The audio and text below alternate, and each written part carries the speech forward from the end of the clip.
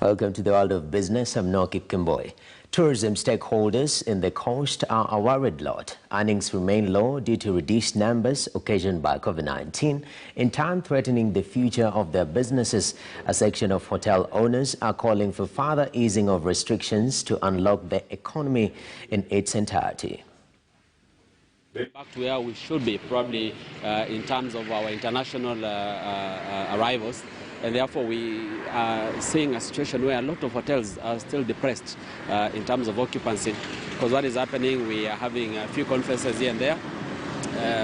The international market is yet to come back. The ongoing activities in the economy have actually not opened up, and therefore we are not having vibrancy as we will be having probably prior to what we had in 2019. On matters power, Kenya Power has seen its half-year earnings across 6